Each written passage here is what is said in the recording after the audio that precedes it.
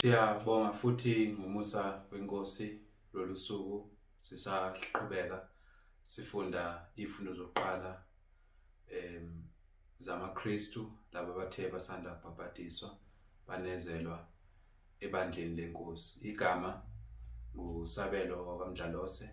Saqhubeka ke la siku lesson number 14 la sibuka khona ihloko esithi umbhapathizo ofundiswa ibhayibheli.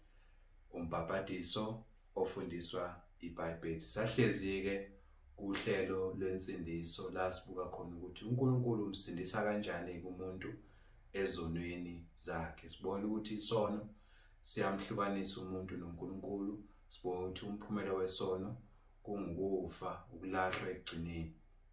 So ke uNkulunkulu ke ngomusa wakhe ulethe uKristu Jesu ukuba abe yena ozoba isihlangulo sethu, uzosihlenga ezonweni zethu, umsindisi owayesiphambanweni ngenxa yezono zethu. Siyambonga uNkulunkulu ngothando lakhe njalo kulokho asenzele khona. Besengozini enkulu, usengozini enkulu uma ungakaphenduki washiya isono wanela uJesu Kristu. Namhlanje ke sizohlola ke imibhalo ukubuka ukuthi iBhayibheli lifundisane.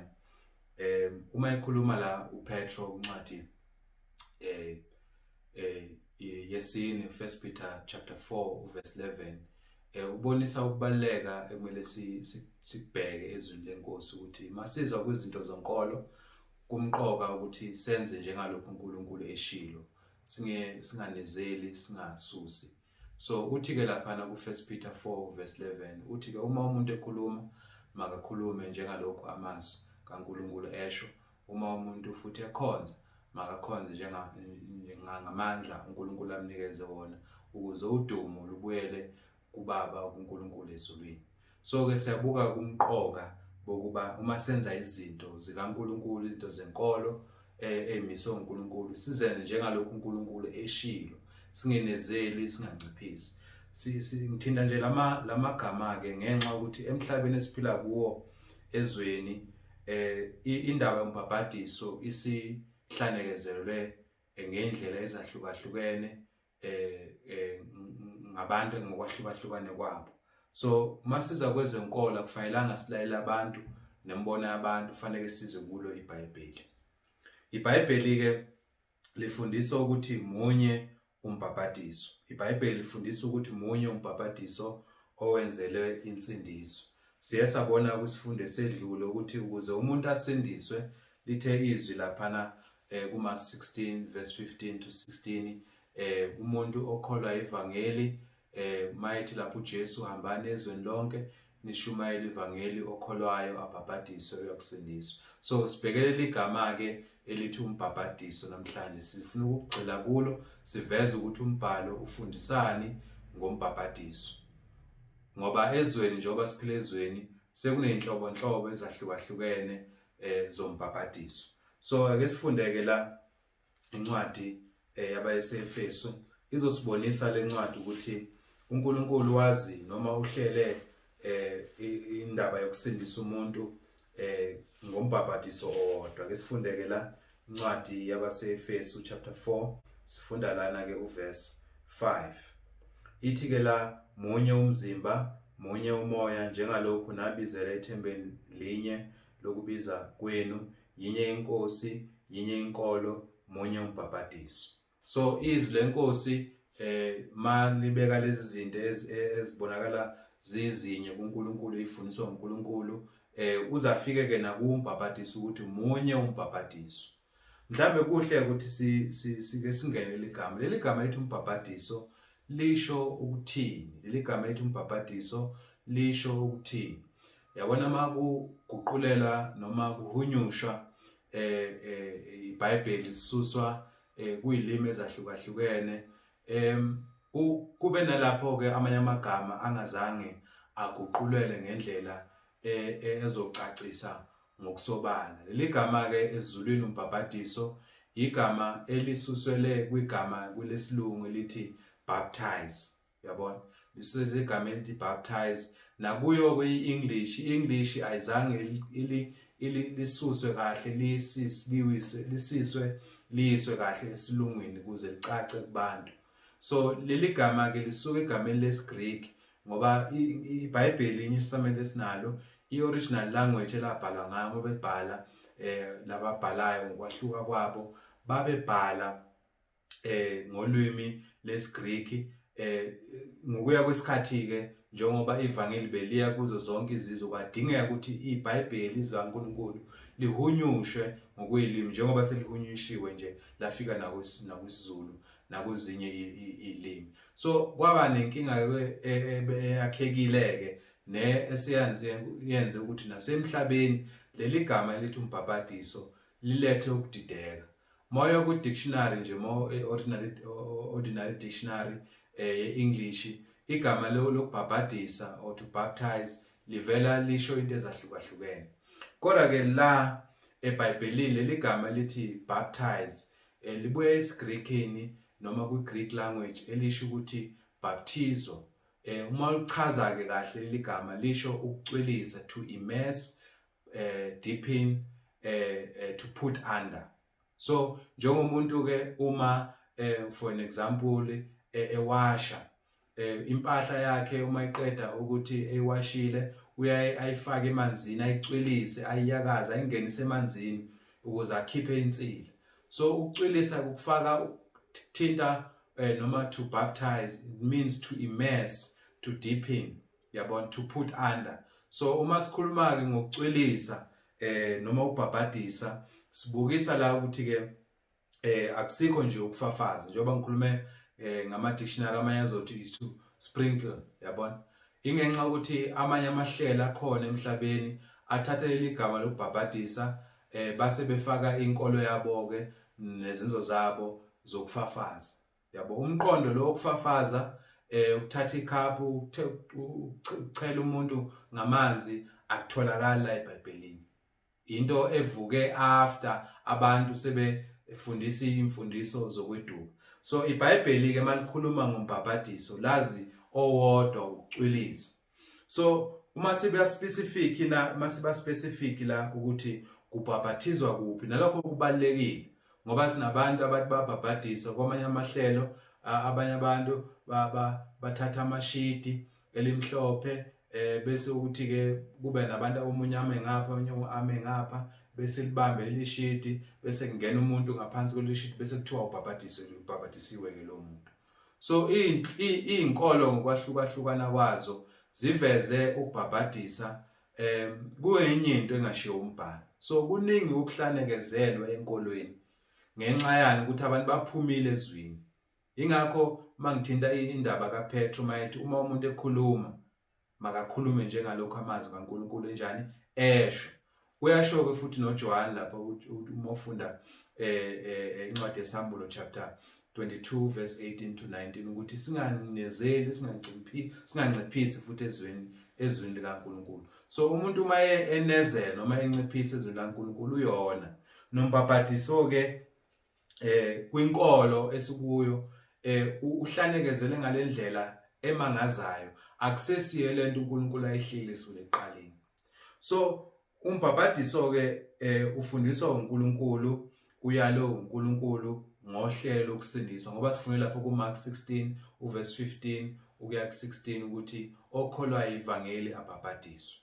So ke ukubhaphathiswa kuphi na, yabona, kubhaphathiswa kuphi na.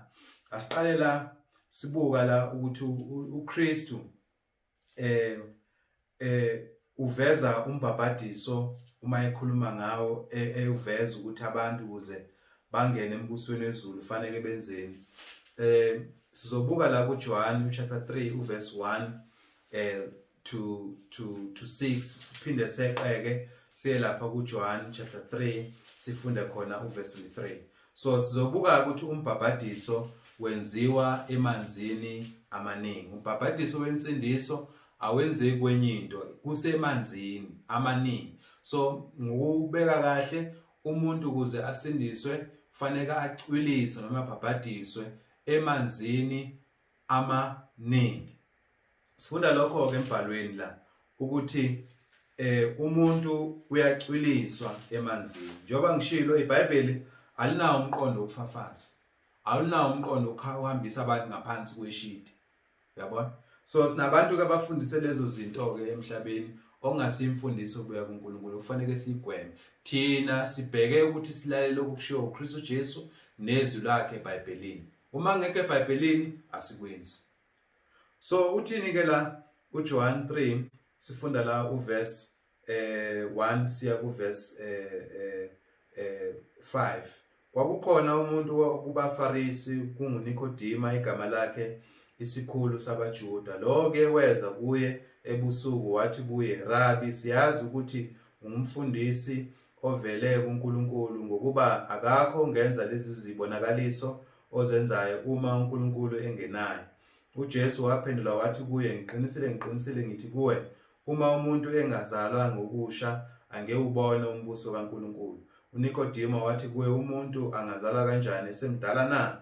Angangena ngokwesibili esiswini sikanina na? Waphendula uJesu wathi, ngiqinisile ngithi kuwe, uma umuntu engazalwa ngamanzi nangomoya angengena embusweni kaNkulunkulu. Sibona lana iqiniso elikhulunywa Jesu Kristu. Uzathi ngiqinisile athi la angeke umuntu awubone umbuso wezulu ngaphandle kubazalwe kabusha. Uyabuza ke la uNikodima, nami bengabuza ngoba bengadideka ukuthi sengimdala kangaka ngabuyela kanjani kumama ngizalwe kabusha. uKristu yamvezela ukuthi ukuzala akhuluma ngakho ikuphi la. Uthi ke la uKristu waphendula uJesu wathi, ngiqinisile ngithi uma umuntu engazalwa ngamanzi nangomoya ngeke ubone umbuso wezulu. So sesiyacacela ukuzalwa kabusha lokho kusho ukuthini? Ukuzalwa ngamanzi nangomoya. Angeke umuntu angene ezulwini, angeke umuntu abe ingxenye yebandla kumbuso kaNkulunkulu uma engabhaphathisiwe. Iqiniso ngeke sibalekele lelo. Sinabantu namhlanje abaphika umbhapathizo, sinabantu namhlanje abamisa izinkolo zabo bathi umbhapathizo ubalekile ngoba izwi liyakufundisa. uKristu wabeka ngokucacile ukuthi uma kushunyelwa ivangeli umuntu okholwa yilo avele nje kuthiwa ukholiwe sekukuhle, fanele abhaphathiswe. Sizoyibona inhloso yokubhaphathiswa ukuthi yini. So ke sikubonayo la ukuthi umuntu angeke asindiswa, angeke umuntu angazalwa kabusha ngaphandle kuba acwilisa abhabhadiswa angene emanzini amaningi. So ke uJohani ke naye wayebhabhadisa ngase-Inoni. Sizobuka la ukuthi ukuze umuntu abhabhadiswe emanzini kudingeka amanzi amangakanani, amancane asekhaphini. Sizobuka ke izwi la lithi la uverse 3, naye uJohani wayebhabhadisa iNoni eduze neSalimu ngokuba amanzi ayemaningi lapho beza babhabhadiswa. So izathu ukuthi aye kule ndawo uJohani ukuthi amanzi amangakanani ayemaningi ayenele ukuthi umuntu akwazi ukuthi acwiliswe. So uma sithi umuntu siyambhabhadisa sidinga amanzi okumcwilisa. Asikwazi ukuthi simfafaze ekhaphini. Sinabantu manje bamisa izinkolo zabo uma ungena khona bafundisa izimfundiso ezahlukahlukene zokuduka. Uyabona?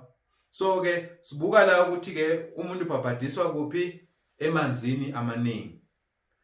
Masifunda lana ke abafundi bakaJesu Kristu sebelithobela ivangeli, siyabona ukuthi indaba yokushumayela ivangeli ayihlukani ukuthi uma umuntu ekholiwe abhabhadiswe. Mawufunda incwadi zenzelwe zonke, wonke umuntu othe waba umKristu, wonke umuntu othe wathobela ivangeli alenzeki iphutha, abapostoli abalenzanga iphutha lokuba umuntu angabhabhadiswa. Babeqonda ukuthi uKristu lokho ayekushilo mhla ebathuma. Ungafunda incwadi kaMathewu 28 uverse 18 to 20, incwadi kaMark 16 verse 15 to 16 ikhuluma into eyodwa ukuthi uma abantu benziwa abafundi bakaKristu Jesu, uma abantu bekholwa ivangeli fanele babhabhadiswe. Incwadi yezinto zonke igcwele imizekelo labo bantu labo abathe bamukela ivangeli babhabhadiswa, bacwiliswa emanzini amaningi. Usuqamba amanga ke wena osuthi namhlanje umbhabhadiswa ubalekile. Sifunda ke la incwadi yezenzo, sibona la umthenwa umuntu owayebuya eEthiopia ezela ukuzokhonza ewumJuda eseguqukele kwinkolo yobuJuda uzokhonza sebuyele emumva la ufunda incwadi kaIsaya ekhuluma ngoKristu Jesu ezobethelwe uJesu Kristu ezolinyazwa ngenxa yezono zethu. So lo muntu akaqondi lokho akufundayo. umoya engcwele usekhuluma noFilipu uthi ya kule ndoda uyichasisele kabanzi ngalokho ekufundayo. Mayifika uFilipu le ndoda uyayibuza ukuthi uyaqonda lokho okufundayo. Uthi hayi ngengikwazi ukuqonda kungekho umuntu ongichasiselayo. Uthi kusukela kulowo mbhalo, umbhalo usho kanjalo. Kusukela kulowo mbhalo uFilipu waqala ukushumayela uKristu Jesu. Singayifunda la. Verse 34 uthi ke Zenzo 8 verse 34, Acts 8 verse 34, sizogcina la ku verse 40. Ithi ke kepha umthela wathatha wathi kuFilipi, ngiyacela umprofeti ukhuluma lokho ngobani na? Uzisho yena noma omunye na? uFilipi wavula umlomo wakhe eqala kulowo mbhalo washumayela ivangeli ngoJesu. Kwathi besahamba endleleni bafika emanzini, umthena wathi bheka nanka amanzi, kwalani ukuba ngibhabhadiswe na? uFilipi wathi kuye, uma ukholwa ngenhliziyo yonke kungenziwa. Waphendula wathi, ngiyakholwa ukuthi uJesu uyindodana kaNkulunkulu. Wayala ukuba inqola ime, behlele emanzini bobabili uFilipi nomthena wambhabhadisa. Kwathi sebekhuphukile emanzini, umoya weNkosi wamhlwitha uFilipi umthena akabe esabona, kodwa wahamba ngendlela yakhe ethokoza. Kepha uFilipi wafunyana eAzothi, wahamba eshumayela ivangeli kuyo yonke imizi waze wafika eKhasariya. Alenzeki iphutha ukuthi umuntu uma eselitholile indaba ngoKristu Jesu wakholwa ivangeli angabhabhadiswa. Sitholani la ukuthi umtheno shuthi inkulumo mayiqhubeka wathi hey nawo amanzi, wamisa i-chariot lewebamba nawo, naye usezwile ukuthi ukuze umuntu asindiswe kufanele angene emanzini. Uyamisa uFilipi uthi mosi nawo amanzi, kwalani ukuba ngibhabhadiswe? Wathi uFilipi, uma ukholwa ukuthi uJesu uyindodana kaNkulunkulu kungenziwa. Bobabili behlela emanzini, kusho baya kuphi emanzini amangaki? Amaningi. Umthenwa wabhabhadiswa ubani? uFilipi. Babe bobabili emanzini amaningi. Uba kanjani ke ekhaphini uma ubhabhadisa umuntu? Siyabona ukuthi umuntu ubhabhadiswa emanzini amaningi. Yabona? Babhabhadiswa kanjani ke abantu? Siyabona ukuculisa kanye onguzala ngamanzi nangomoya. Sikubone lapho kuJohn 3 verse 3 to 6. Uma uKristu mayithi uzwa umuntu engakholwa uma uthi ngiqinisile akekho ongangena embusweni kaBaba ngaphandle kuba azalwe kabusha. Siyachaza uJesu ukuzalwa ngamanzi nangomoya. Siyazi ukuthi into uma izalwa noma yiphi into esiyaziyo uma izalwa, ngabe umntwana uma izalwa, uma isilala sizala esikuzalayo, kwenzeka kanye. Kwenzeka ukuthi nje umuntu angene aphume emanzini, angene aphume emanzini. Imfundiso zezinkolo zokweduka lezo. Umuntu uculisa kanye emanzini ngoba uzala kanye. Ungena emanzini kangaki? Kanye. Ukuculisa kanye okungukumelwa ngokuvuswa noKristu ngokumbhabhadiso. So ukuculiswa kufaniswa embhalweni ukuthi kukumbelwa. So uma umuntu ebhabhadiswa yila ehlanganiswa negazi likaKristu Kristu, ngoba uthatha umfanekiso kaKristu Jesu ohambele wangena ethuneni. Masingcwaba asivele nje umuntu simfake ethuneni, phinde simgubhele futhi, phinde simfake ethuneni, simgubhele futhi, phinde simfake ethuneni. Asikwenzi lokho ngoba siyazi ukuthi siphilile emakhanda. Once umuntu samgubhela, samfaka ngaphakathi, sambela, sekuphelile. So umuntu ungcwatshwa kanye, noKristu wangcwatshwa kanye, nomuntu uma engena emanzini ungena kanye. Noma ephuma uKristu waphuma kanye ethuneni, akaphumanga egadenini. Nomuntu uma ephuma emanzini ke uphuma kanye isidalwa esisha. Uyakhuluma ngalokho uPaul la uma ekhuluma nabazalwane base Roma. Sikufunde la Romans chapter 6, sizofunda la from verse 6 from verse 1 kuya ku verse 6 ukubonisa ukuthi umbhapathizo uyadingeka ukuze umuntu asindiswe. Uyabakhumbuza labazane bese bebhaphathisiwe bese bengabantwana bakaNkulunkulu. Uyabakhumbuza okwenzeka mhla bebhaphathisa ukuthi kwakusho ukuthini. Yabona, bangakhohlwa ukuthi emanzini babehlukana nesono. Umuntu mayebhaphathisa uthi isono uyashiya ngoba isono sala khona lapha emanzini. Umuntu omdala usala kuphi? Emanzini. Uthi la verse 1 Romans 6 verse 1 to 6. Ngakho siyakuthini na? Sihlale esonweni ukuze kuvame umusa na? Qha nakanye. Thina esafa maqondana nesono singabuye sihambe kanjani kuso na? Kumbe anazi yini ukuthi sonke sabhaphathizelwa kuKristu Jesu, sabhaphathizelwa kukho ukufa kwakhe na? Ngakho sembela naye ukubhaphathizela kukho ukufa, ukuba njengalokhu uKristu wavuswa kwabafileyo ngenkazimulo kayise, kanjalo nathi sihambe ekuphileni okusha, ngokuba uma sihlanganisiwe naye ngokufa okufanayo siyakuba njalo nangokuvuka. Sazi lokhu ukuthi umuntu wethu omdala wabethelwa kanye naye esiphambanweni ukuze umzimba wesono wenziwe ize singabe sisakhonza isono. So uthi ke singasahambi esonweni. Uthi thina esisibhaphathisiwe akusamelanga sihambe esonweni. Uthi ke khumbulani nina ukuthi thina esithe sabhaphathiswa kwenzakalani? Sembela noKristu Jesu, angena emanzini. Yabona? Saphuma emanzini kanye nobani? NoKristu Jesu. So uma umuntu ke ebhaphathisiwe ungumntwana kaNkulunkulu, ngithemba namhlanje ufundile ukuthi embhaphathisweni umuntu ubhaphathiswa kanye, uculiswa kanye emanzini. Umuntu uphuma kanye futhi emanzini.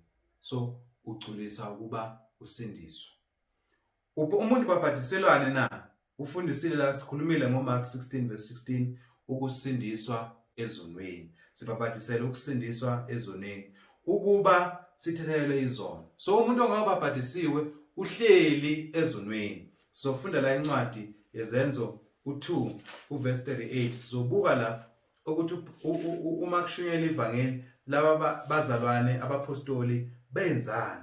So ngosuku lePentecost kutholakala abantu bazisola, bazibona basesonweni mayishumayela ivangeli. Bathini la ku verse 37, Acts 2 verse 37 to 38.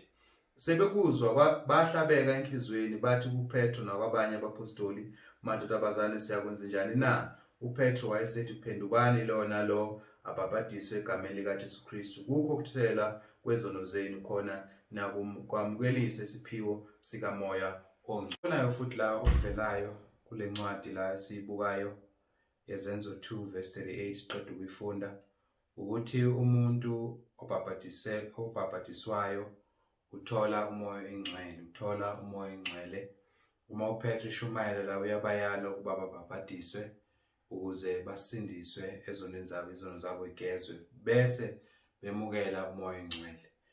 uPaul uyakhuluma nakalokhu ke incwadi yabaseKorinte yokuqala chapter 12 verse 13 ukuthi ababhaphathiswayo bamukela umoya oyingcwele kuya kuNkulunkulu. So umuntu uma engabhaphathisiwe ke njengoba sibonile akasindisiwe, ngoba ibhayibheli liyaveza ukuthi embhaphathisweni la umuntu asindiswa khona ezonweni zakhe. Sabona futhi la kwizenzo 2 verse 8 ukuthi uthethelwa izono, la izono igezwa khona.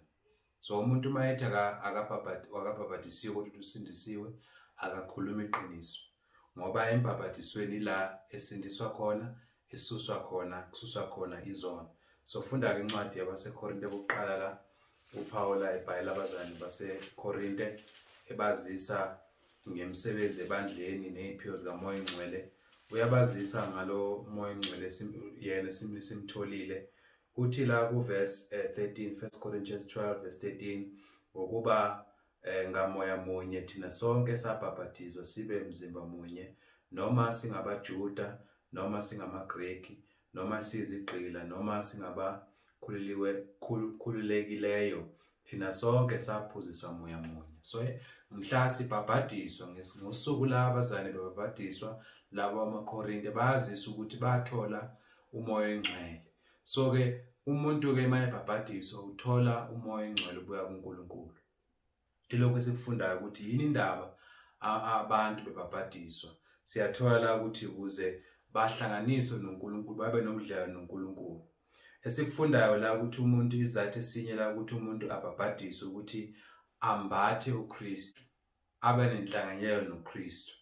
Khumbula phela uNkulunkulu noma uKristu akahlanganyeli nomuntu esesonweni. So uma umuntu ke esebhabhadisiwe usembethe uKristu. Ake sifunde incwadi uPaul ebhala abazalwane baseGalathiya ebazisa ngalensindiso esikuyo ukuthi uKristu Jesu uma eze emhlabeni wayezele ukuzosindisa.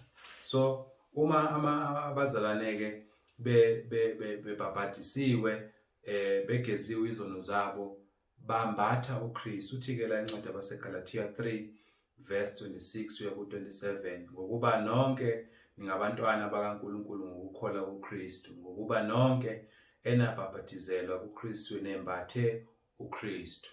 So umuntu namhlanje othi umbhabhadiso awubalekile, ibhayibheli liyaveza time and again ukuthi uma umuntu engabhabhadisiwe akasindisiwe. Nalana ke umuntu uma engabhabhadisiwe akambethe uKristu, uhamba nqunu. So ukuze sembathe uKristu kufanele sinjani? Singene emanzini, ilahlangana negazi la Jesu Kristu. So umuntu angeke abe umntwana kaNkulunkulu engazalwanga kabusha, angeke abe ingxenye yombuso kaNkulunkulu uma umuntu engabhabhadisiwe.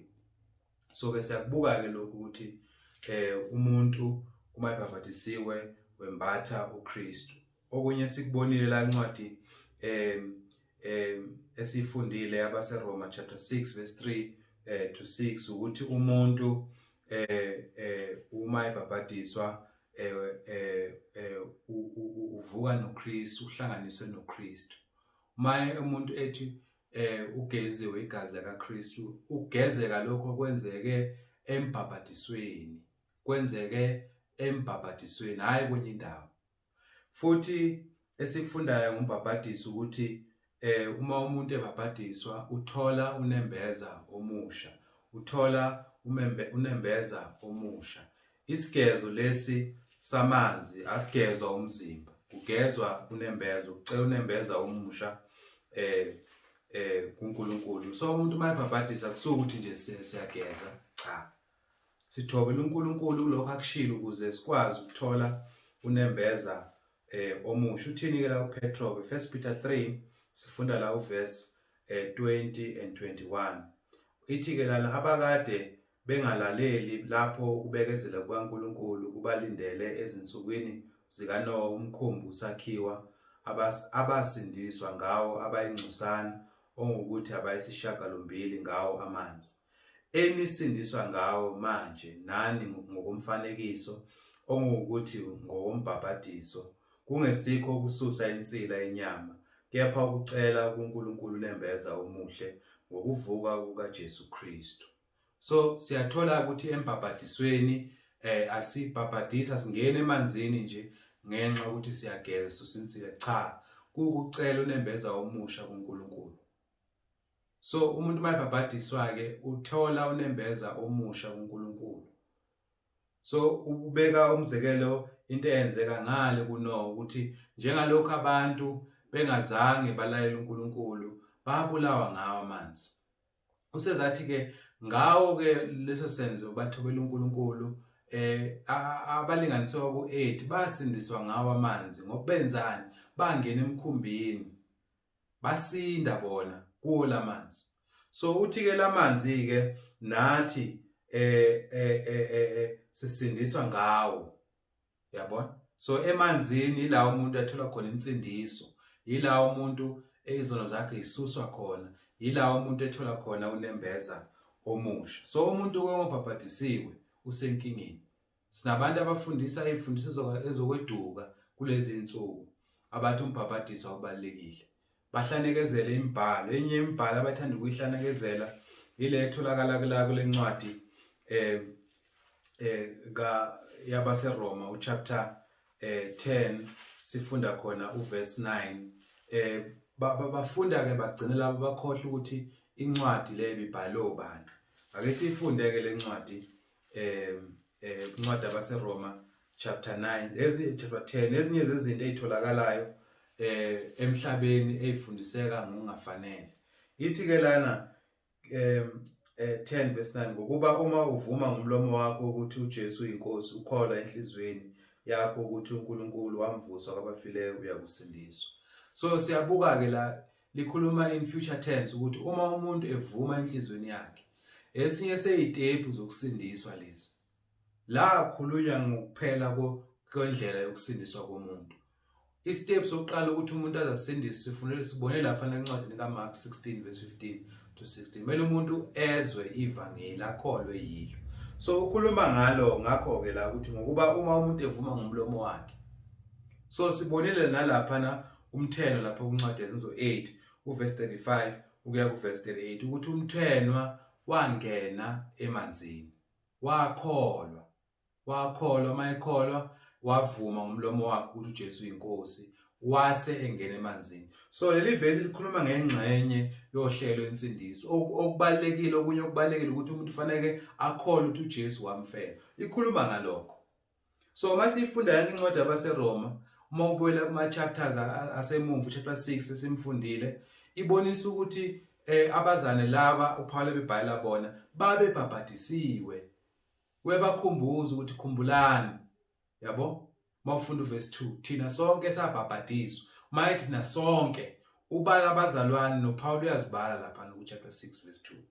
Okusho ukuthi umbhabhathizo uyingxenye wohlelo lensindiso, futhi nokukholwa evangelini kuyingxenye yohlelo lensindiso esilibukayo. Namhlanje sibheka umbhabhathizo ukuthi ohlelo lensindiso likaNkulunkulu umbhabhathizo ubalekile ngoba yilapho umuntu izono zakhe isindiswa khona, la izono zakhe ithelelwa khona, yila futhi umuntu ethola umoya ongcwele embhabhatisweni, yila umuntu embatha uKristu embhabhatisweni, yila futhi umuntu ethola unembeza omusha embhabhatisweni. Konke lokho esikhuluma ngakho kwenzeka embhabhatisweni.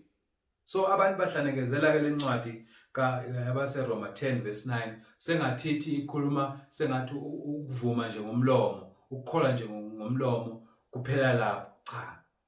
Kuyise ekusindiseni. Uhlelo lensindiso lifaka ini? Umbhaphathizo. Ngithemba ukuthi ke siyathola ukuthi umbhaphathizo ubalekile ngaphandle ukuthi umuntu abhaphathiswe akasindisiwe. IBhayibheli nje likhuluma ngokusobala, ungakangeni emanzini awubhaphathisiwe. Sizobuka kwisifundo esizayo ukuthi ababhaphathisiwe uNkulunkulu akabashinje ehlane. uNkulunkulu bakhele ibandla. So umuntu osindisiwe obhaphathisiwe unezelwa ebandleni. Ngicela sifunde nje lencwadi ngoba sizongena kuyo kwisifundo esilandelayo la sibuka ukuthi abasindisiweyo baba kuphi, babeka kuphi uNkulunkulu. Siyathola ke la kuzenzo 2 verse 42 verse 47 kulabo abazalwane abathe balizwa ivangeli mhla uPetru shumayela ngosuku lePentecost. Lapho mawufunda uchapter 2 uqala naye la ufika kuverse 41 sebelizile ivangeli bezile ukuthi uPetru ushilo ukuthi kumele babhaphathiswe. Kuthiwa ke uverse 41 zenzo 2 verse 41 ngakho abalamukela izwi lakhe babhaphathiswa kwenezelwa ngalo umuhla abantu kungathi izinkulungwane ezintathu. Ngosuku lePentecost kwabhaphathiswa abantu abangaki? About 3000 yabantu.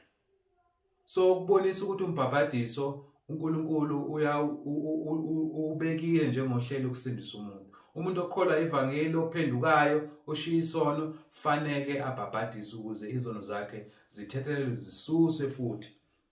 So sibuka ke la ukuthi laba ababhaphathisa baqinisela njalo isifundisweni sabapostoli verse 42 nasekuhlephuleni isinkwa nasemkhulekweni.